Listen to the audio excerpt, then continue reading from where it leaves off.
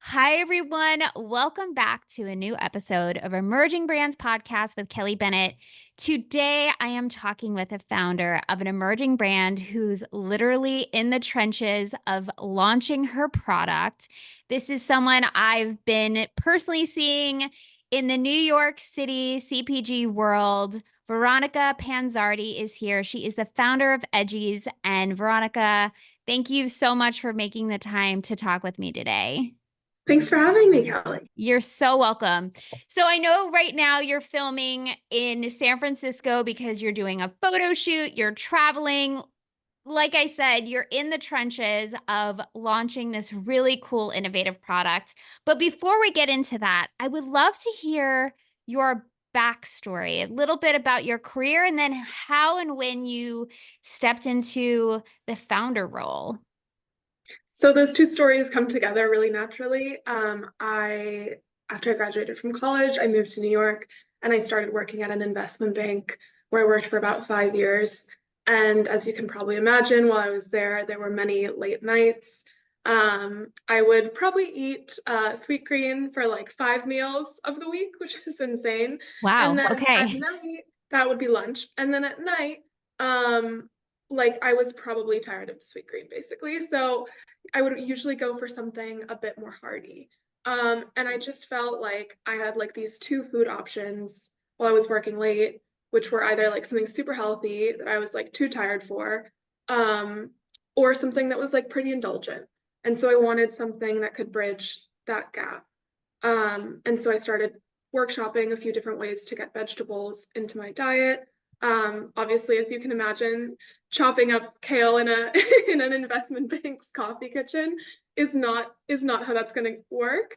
Right. So I thought about a way that I could, have a shelf stable way to add vegetables to whatever meal I was eating. I wouldn't have to change the meal itself. I would just be able to add it on top. Um, and so I came up with Edggies, which are super simple. They're just dehydrated, organic veggie sprinkles. We'll be launching with kale. So you just add them on top of whatever you're already eating. They're shelf stable, they're portable, they're flavor neutral, which is kind of a term we came up to describe the fact that they don't have a bold flavor. So they're not going to disturb whatever meal you're already eating taste wise. And then visually they just kind of look like an herb. So they don't really bother you that much visually either. I've been really loving your content as you're putting edgies on so many different things. I believe I saw you even put it on ice cream. I saw that you put on like a hero sandwich the other day. And that, again, that's the type of storytelling and content that I love. And so, one of the reasons why I wanted to have you on the podcast is I love how you are getting super creative with getting the word out and creating that buzz. So, when did you decide? Okay, this is what I'm going to do. Like, what year was that? That was this year. Oh, okay. I started working on Edgie's full time in May of this year, but I Wow. had come up with the concept 2 years ago and sold it next to the Tribeca Farmers Market. It was very guerrilla style, like you're not supposed to be there if you're not locally grown, and our kale was coming from I think like California. So we would just like be next to them and they'd be like, "Can you please move?" And we'd be like, "Sure." And we'd move over like 2 feet. And we'd sell the product there. And people started emailing me, asking me if I was going to come back, when I was going to come back. And so I knew that there was an interest for it, but honestly, work got the better of me. And a year went by, and I kind of had to leave it for a while. And I just kind of woke up one day and was like, somebody's going to do this if I don't. And so I made a really big risk to leave my very stable job and explain to my Argentine immigrant parents that I was doing that. Um, yeah. What did Um, they say? well, I knew that they would be quite resistant. Right. And so I like had a full plan to explain that to them. I was like, look, it's like a cheap MBA. Like you won't have to pay for Oh, I it. like that pitch. Okay. And like I've saved up these past 4 years, and like I think this risk could really pay off. But that cheap MBA really I think is what sold them. I like that angle. I really do. That's a really good one. So anyone who needs to make a pitch deck, either for their parents, their spouse, their partner, whoever the case may be, I like that angle because it's true. I always say that I got my MBA when I was a partner of a restaurant and we built it from the ground up with like zero marketing dollars to multiple seven figures, multiple locations. Like that's how I earned my MBA. You know Yeah, what I mean? So yeah, okay, I'm already obsessed. I was obsessed before. Now I'm even more bought in. So you did your pitch. You got your parents to be like, okay, sounds yeah. like not what we totally wanted you to do, but okay. And so then what has been those steps? So you told your job, I'm leaving. I'm starting this passion project turned CPG brand. Walk us through a little bit of those. I mean, it's so fresh. And so what have you been doing to really start making this plan happen? So the first thing was to find a partner that could make the edgies in a bigger way. I was doing it Okay. in my kitchen. I had an industrial grade dehydrator. I actually still have it. If anyone is interested, reach out. But I was making it and it took a really long time. And I think just energy wise, it's really inefficient. It takes about 12 hours to dehydrate it. Right. And I mean, I was like, surely somebody can help me do this a bit better.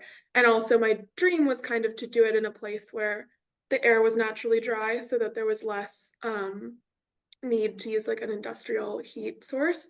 And so I found that we have some great partners out in Coachella Valley that Cool. dehydrate the kale for us, and then they also mill it to a very custom texture. So today, if you go to like a super health food store, like an Erewhon or Whole Foods, you'll see tons of powders. And then online, there are like kale flakes available, which are like size of a dime, and they have a bit of the stock in them. So we didn't really want either one of those. To me, the powders felt really scientific and unappealing. And then the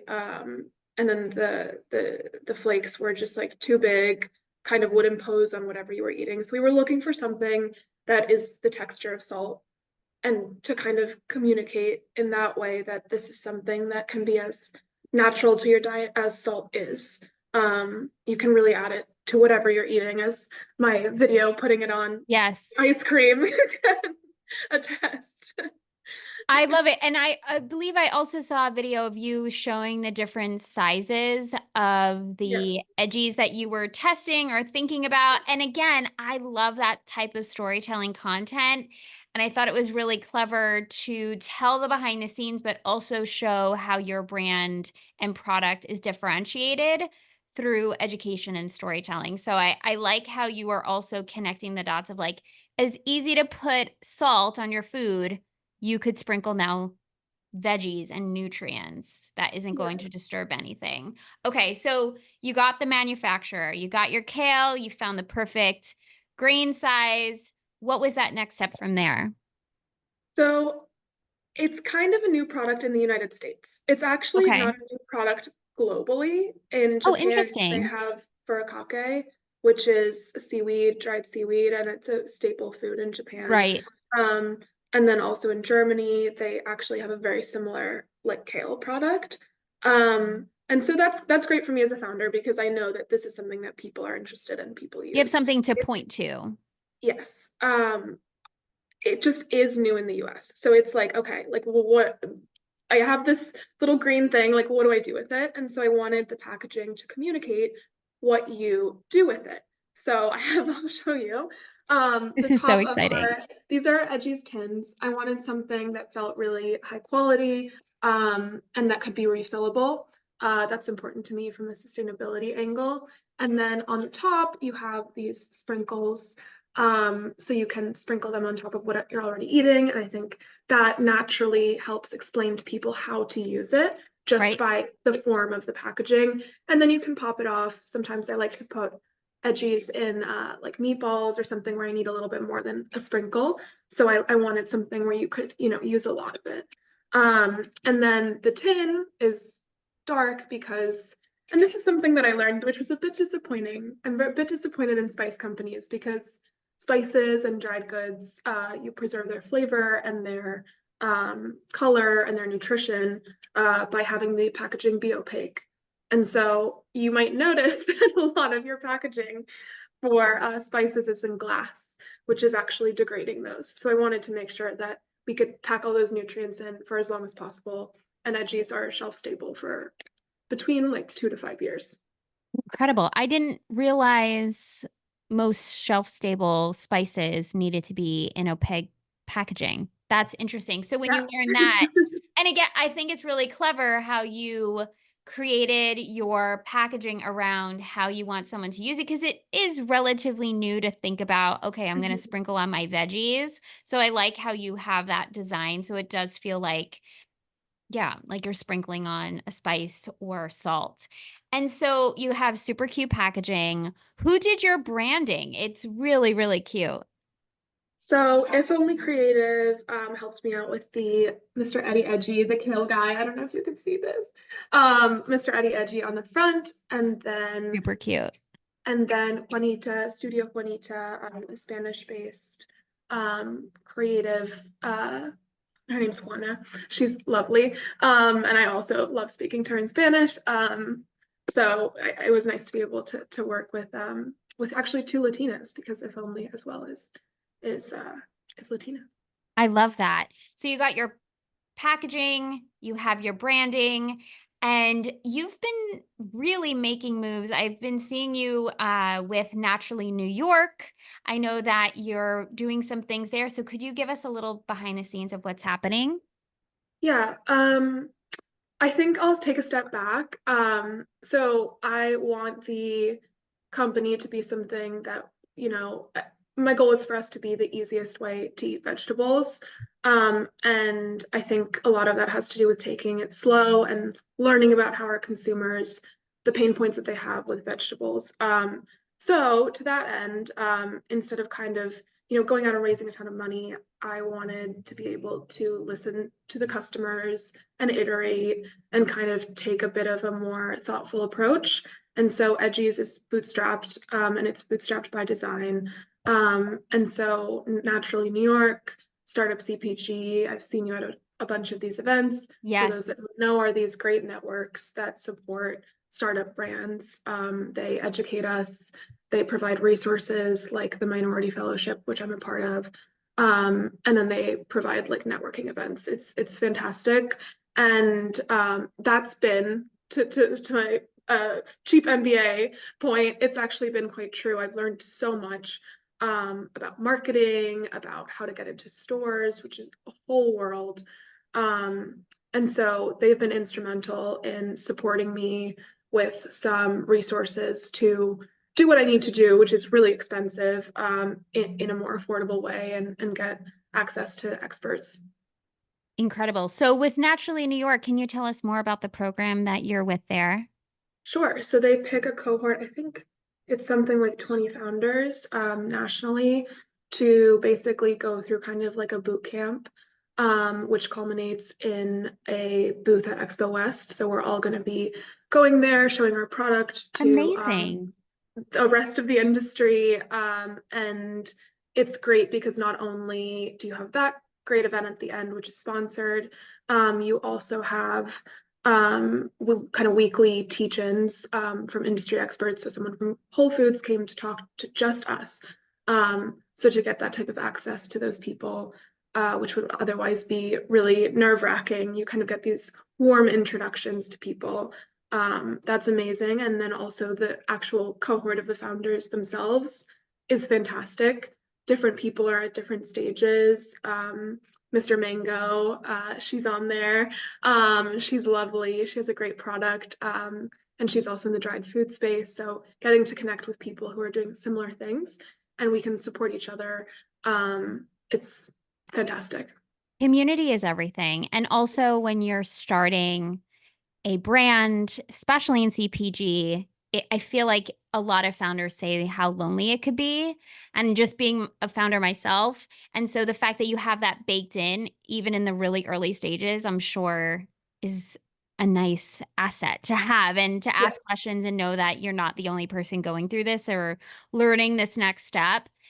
So I love that community piece. Has there been anything that you've learned so far that has been totally unexpected that you're like, "Oh my gosh, I didn't even think of that." Um, Nothing's coming top of mind, but just generally, everything takes so much more time than you think it does. Oh, I know one. Yes. Um, to be like women founded, like registered in New York, to be able to put on your product the label like women founded, it costs a ton of money. You can't just be a woman. And and then it caps out if your net worth is like $5 million. You can't be a woman-owned company. Which is not an issue for me, Really? unfortunately. But that's what I read. I don't know. It was very interesting. But I think, like as a consumer, when you're looking at certifications that a company is offering, know that each one of those costs quite a bit of money. And Right. so, like Edggies is naturally vegan, it's naturally gluten free. My supplier told me that they're non-GMO, but all of that needs to be reviewed, and it should be reviewed by a third party certifying board. It's just really expensive. So, Right.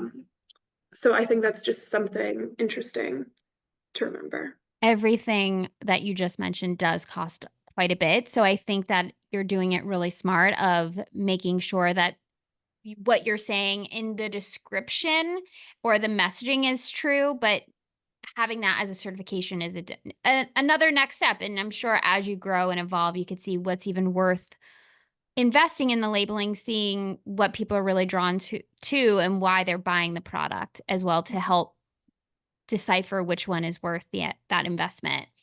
What you mentioned the vision of Edggies as being the easiest way to eat your veggies, which is I love it. It's simple, it's clean, it's to the point. I know that you're getting ready for pre-sales and like right after this recording, you're going to a photo shoot. What is this vision that you have, say, to close out the year and heading into 2025 for the brand? Yeah, so we're launching in November. We will be launching with our kale sprinkles, but we have some other veggies that we're excited to share with you all. The idea for the brand is to launch D2C, and then we'll also be in some local New York retailers in New York, specifically because we're still testing where we think people will expect us to be in the store. I think there's an argument to be made for putting us in produce. And then there's also an argument to be made for putting us in condiments. And I think I want That's to let the interesting. consumers tell me. But it's definitely, that is really important, knowing where we would be in a physical place. Um, so yeah, so we'll be building up our kind of smaller retail presence early next year, and launching that second flavor. Amazing, Veronica. Where can people pre-order the product? So you can just go to www.edggies.com and pre-order there. You can also add yourself to our waitlist. You can also add yourself to our newsletter. I send out emails every Friday. I put a lot of effort into them to make sure they're not just, another promotional email. They're really narrative, talking about how we're building the company. So if you want to hear more of these details I've shared, that's a good place to do that. Amazing. And I'll put that all in the show notes. Thank you for coming on and sharing where you are now and how you're launching and where we could order very soon. Congratulations. You're doing an amazing job. And I can't wait, say, next year to do a part two to this and talking about your launch. I would love that, Kelly. You are the best for giving brands like me a platform, so thank you. My pleasure. This is what I live for and why I have this show. So thank you for sharing. Thank you for everyone who's listening. Go support local emerging brands like Edggies, and I'll see you on the next episode. Bye.